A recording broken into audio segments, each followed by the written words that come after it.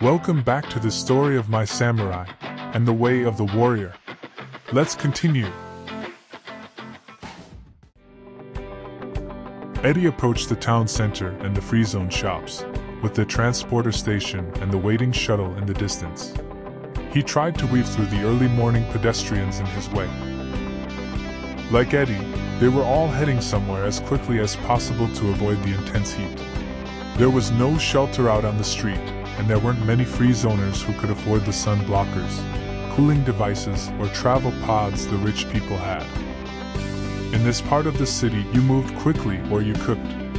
Fried, grilled, or baked, the result was the same.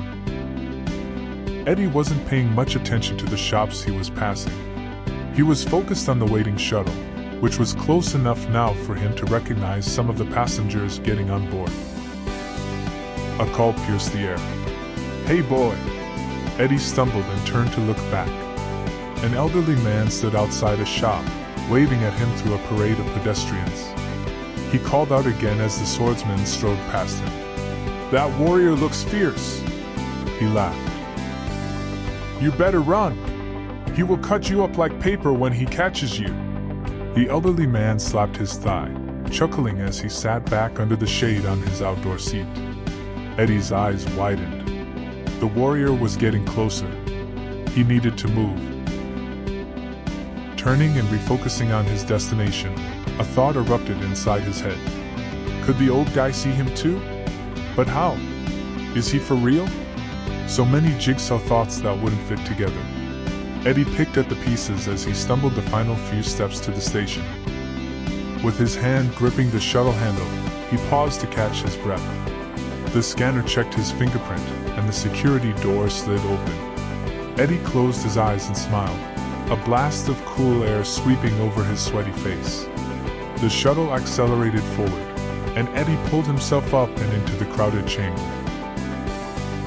As the shuttle moved away, Eddie glanced back.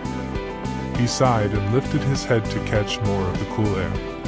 Feeling momentarily refreshed, he managed to ignore the pushing of the other Borough Corp employees sharing the ride.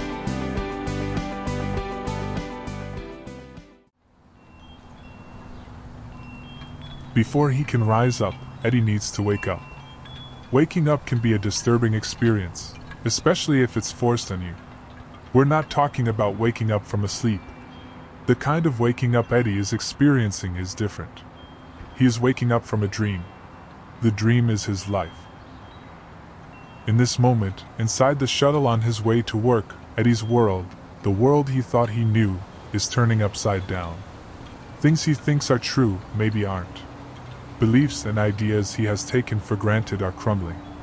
The crumbling is going on inside his head. Big chunks, his beliefs about the world, what's normal and what isn't, are falling away.